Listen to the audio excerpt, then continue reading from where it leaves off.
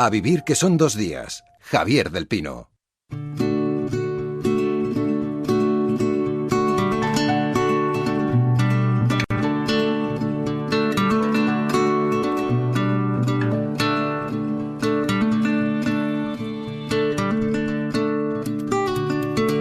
If we were children, I would bake you a mud pie, warm and brown beneath the sun.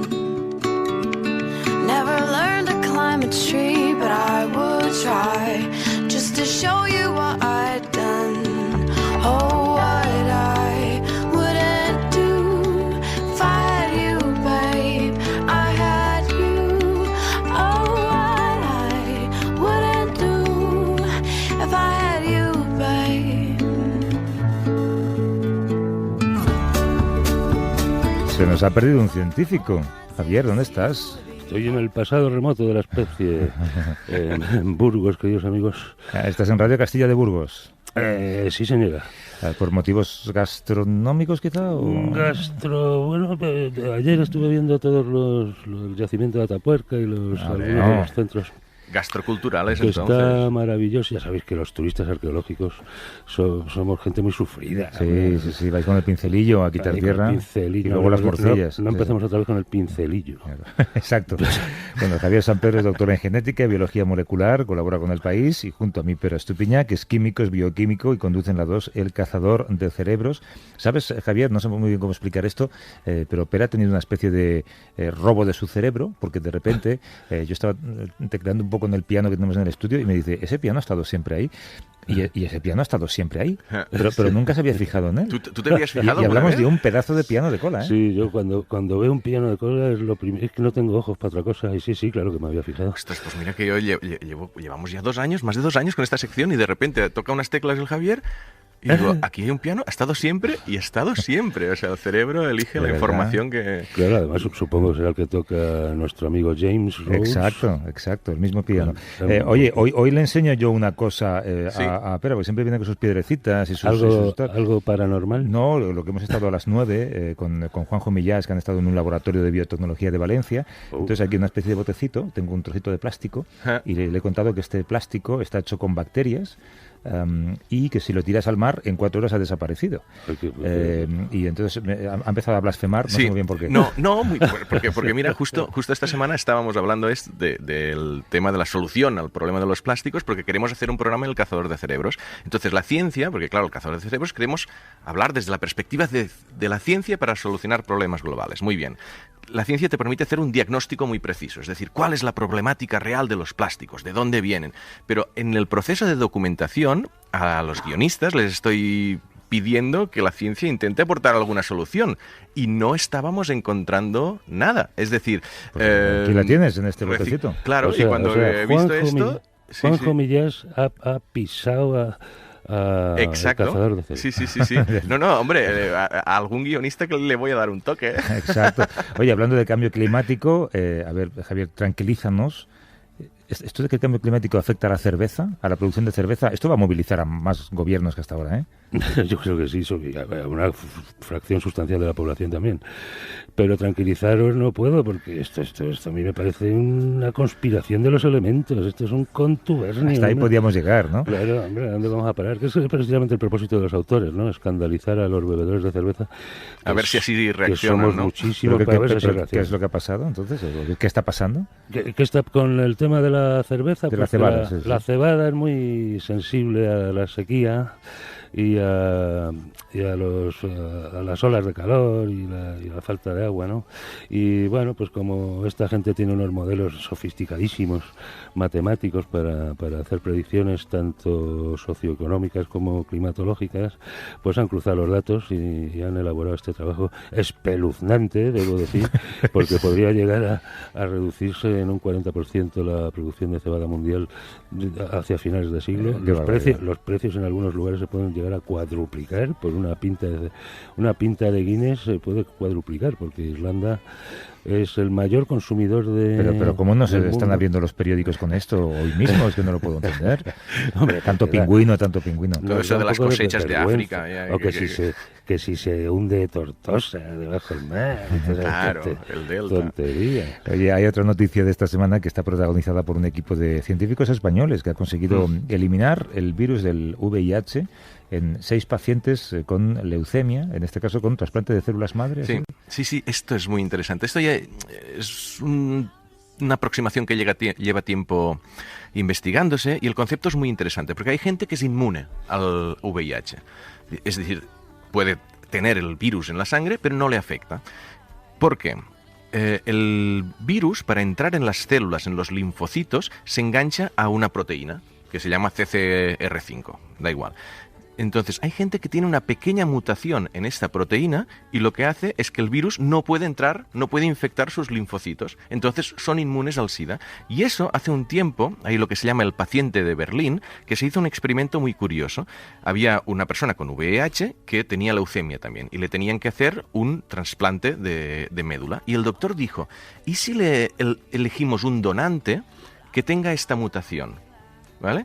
Y le hicieron este trasplante con alguien que tenía esta mutación y se curó del SIDA. Es decir, tenía el virus en sangre, pero no afectaba sus células. Posteriormente se hicieron algunas investigaciones muy, muy potentes que se publicaron en New England Journal of Medicine, intentando hacer trasplantes con las propias de las propias células madre, pero modificando genéticamente para inducir esta mutación. Y volvió a ocurrir lo mismo. Se curaron. No es que se curaran, sino es que tenían el virus, pero no afectaba a sus células. Y esto ha habido un avance. Pero entonces, ¿por qué no se puede curar a todos los enfermos que tengan este problema?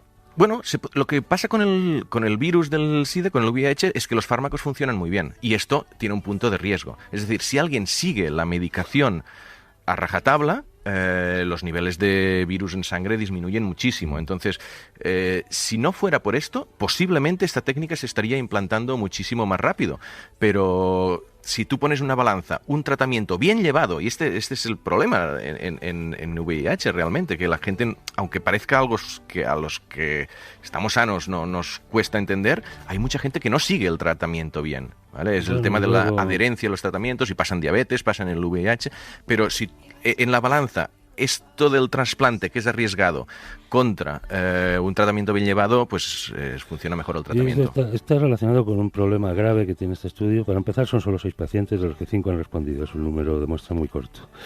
Pero para continuar esto, ni aunque hubieran usado 50 pacientes o 500, serviría como ensayo clínico precisamente por lo que está diciendo Pera, que es que no han retirado los antivirales, porque eso es muy arriesgado. O sea, tú tienes esos pacientes que parece que han respondido al trasplante de médula, pero no les han retirado los antivirales, entonces no vale como ensayo clínico. Habría que retirar los antivirales para ver si la reducción es real. Y luego hay otra cuestión que es que ahora mismo no entendemos los trasplantes de médula. Pues estos son trasplantes de médula normal. O sea, simplemente como las células defensivas del paciente de VIH están muy tocadas porque el virus las ataca, el trasplante de médula de un donante normal mejora su situación defensiva. Pero esto, claro, no sabemos si puede durar 1 año, 10 años o cuánto. Claro, es demasiado pronto para saberlo. Es muy pronto para saberlo, así que no hay que tirar cohetes, y este es un estudio todavía muy preliminar. Es interesante, sin duda. Hay una conversación de fondo ahí en lo que habéis comentado, y es, y tú lo has dicho, Pera, es que los fármacos contra el SIDA, contra el VIH, funcionan muy bien.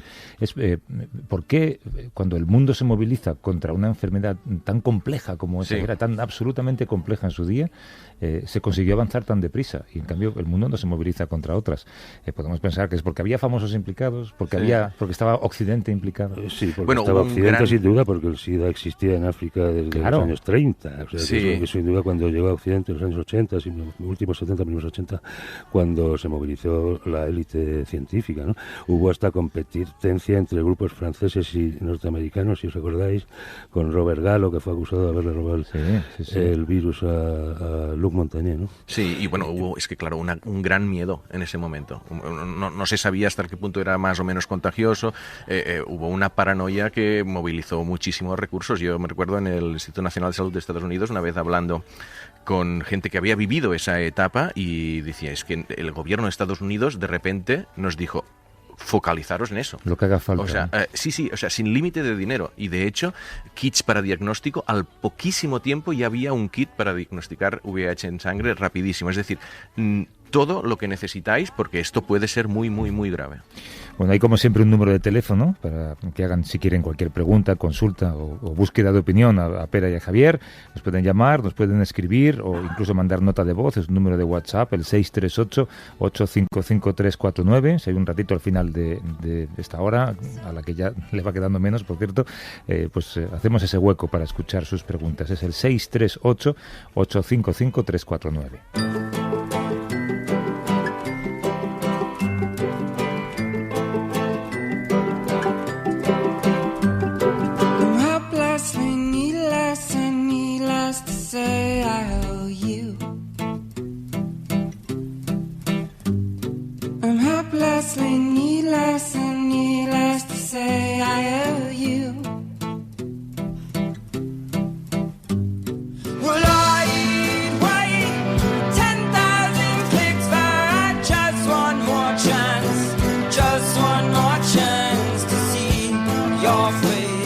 Hay debates que siempre abordamos desde una perspectiva política, pero que también tienen mucha ciencia detrás. Es el caso de los permisos por maternidad, que actualmente ni aseguran a las mujeres la conservación de su puesto de trabajo, ni respetan tampoco el proceso biológico que supone para ellas un embarazo, un parto o la lactancia.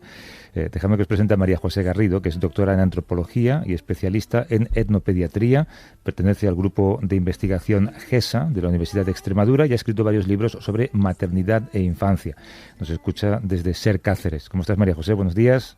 Hola, muy buenos días. Encantada de estar aquí con vosotros. Mira, en el mes de junio, la gente lo recordará, el Congreso de los Diputados puso en marcha una proposición de ley para igualar los permisos de padres y de madres.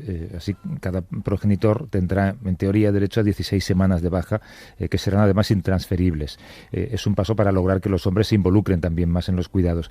Pero, María José, ¿acabaría también con la discriminación laboral que sufren las mujeres por ser madres?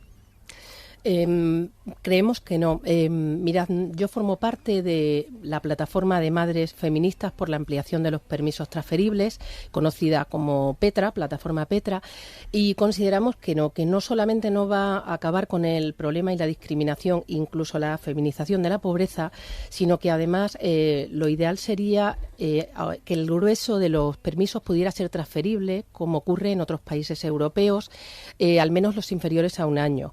También consideramos que no se debería aprobar en el Parlamento la proposición actual hasta que al menos se estudie la opinión, por un lado, de la ciudadanía, por otro, de las madres y, por último, de expertos en la fase perinatal del ser humano. En definitiva, lo que consideramos es que las madres deben convertirse en un sujeto político y que hay que situar la maternidad en el centro de la sociedad, de manera que las madres y las familias puedan elegir cómo vivir su maternidad y se organicen.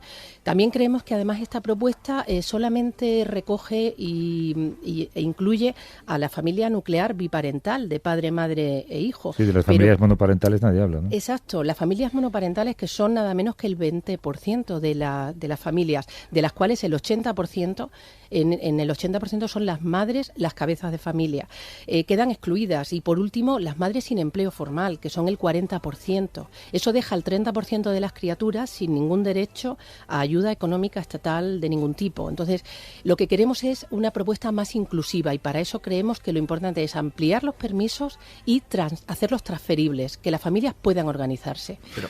Sí, pero ¿por qué si son transferibles van a...? Aquí hay dos cosas. Una cosa es el bienestar de los niños, de los bebés, que está bien, y hay otras personas que les preocupa que la maternidad afecta más negativamente que a la mujer que al hombre en temas de desarrollo profesional. O sea, ¿por qué que sean transferibles va a ser peor o mejor que sean intransferibles y que el hombre se sienta obligado? Es decir, si la mujer pues tiene 4 o 6 o 8 o los que se decían meses de de baja y esto le repercute negativamente en su desarrollo profesional, no si eres una profesora de instituto quizás, pero sí que si estás en una empresa con proyectos, sentir que al hombre dice, no, mira, a ti te vamos a perjudicar igual, ¿vale? ¿Por qué crees que no va a ser más igualitario en ese sentido?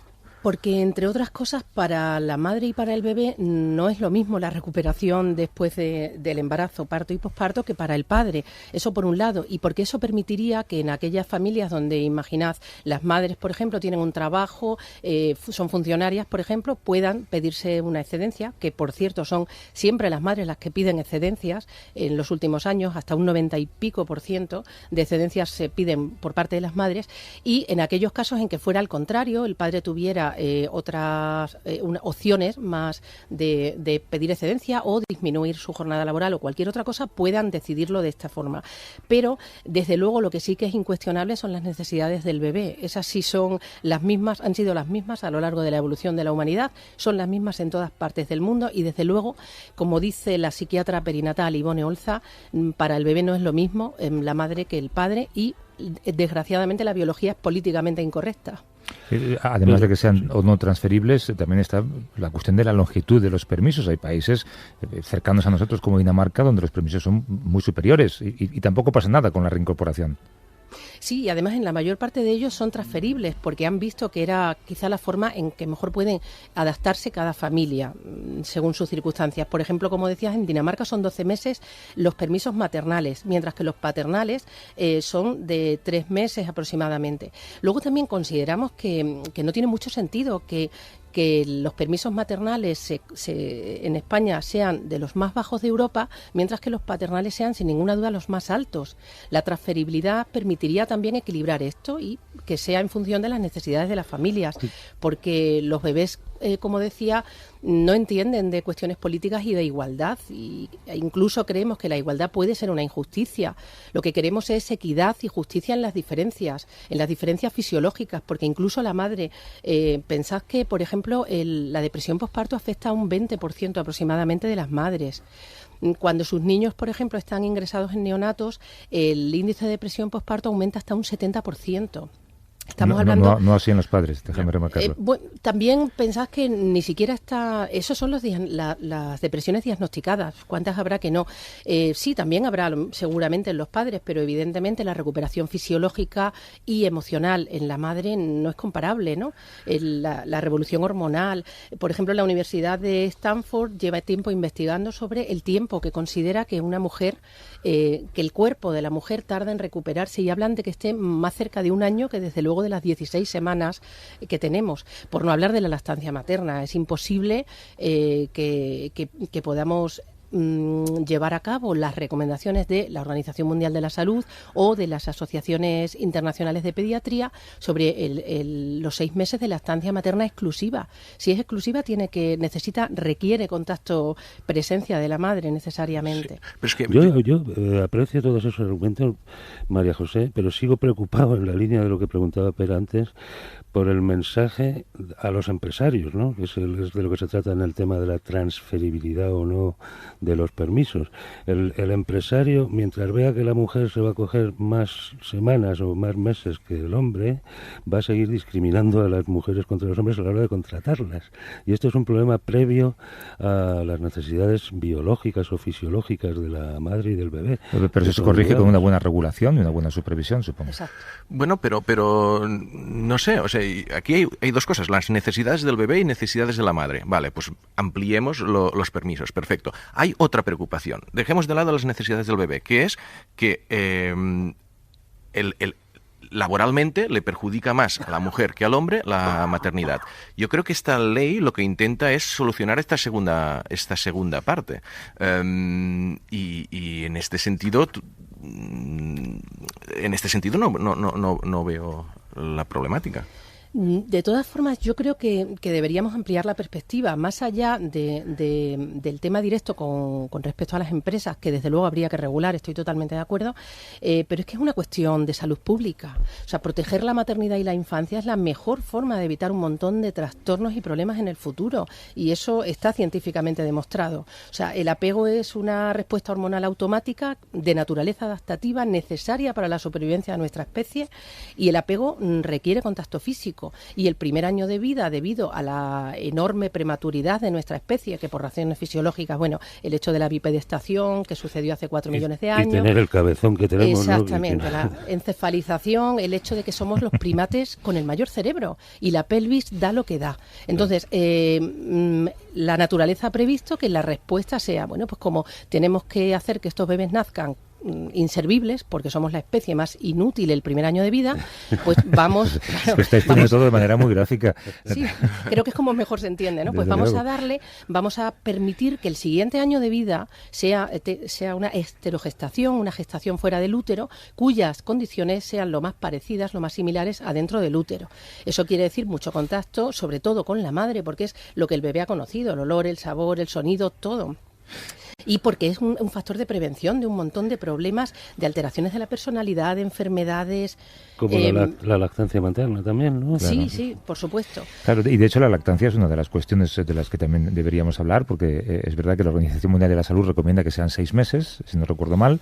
En exclusiva. Pero claro, pero la ley actual no protege ese tiempo entonces. Por supuesto que no, y de hecho lo que está ocurriendo es que un montón de madres se incorporan a los trabajos con los pechos llenos de leche, claro, para extraerse la leche en unos espacios que sería otro tema también para tratar detenidamente, porque normalmente las salas de la estancia son los baños, el váter, donde los inodoros. Incluso hubo una polémica en meses recientes sobre si estaba bien visto, ¿no?, que una mujer se pusiera a dar el pecho Sí, bueno, yo creo que en el lugar de trabajo, ¿no? esa polémica está superada, espero, ¿no? Hombre, Por lo menos espero que sí, porque vamos, me parece el colmo. De todas maneras, María José, con todo lo que cuentas, esto no se trata de cambiar leyes, hay que cambiar cerebros, particularmente de quienes luego se dedican a los recursos humanos, ¿no?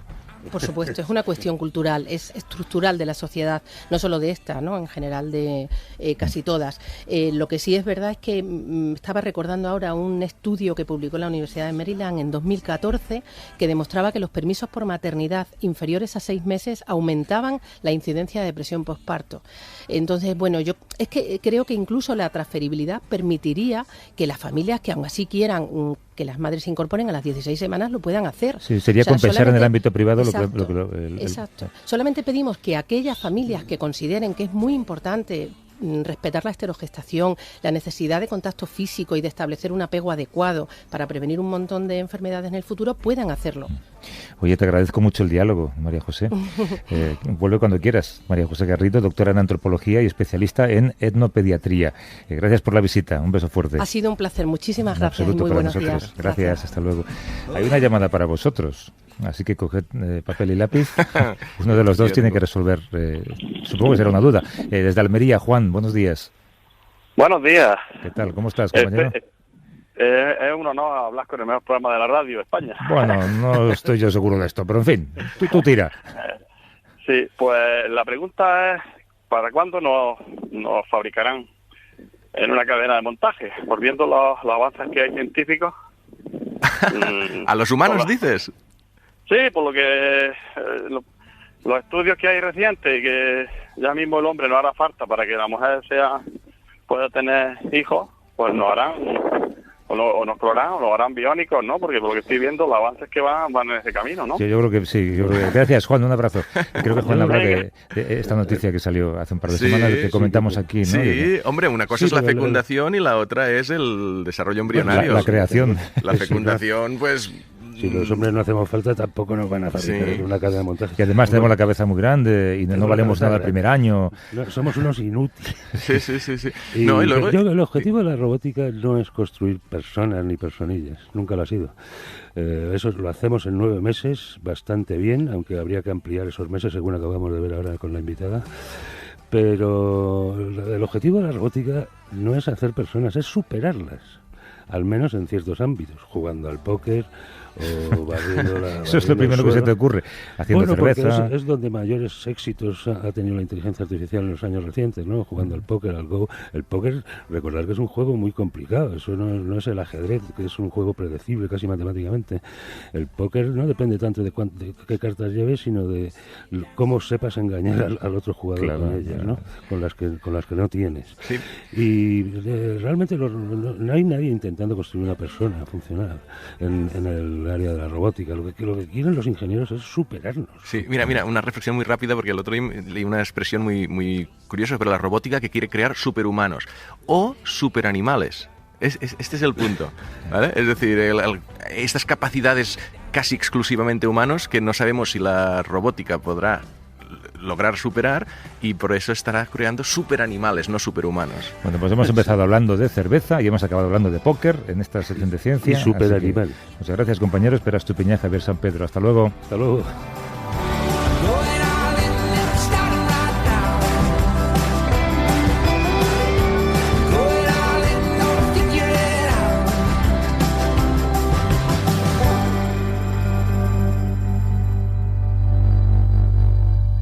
A vivir que son 2 días. Javier del Pino.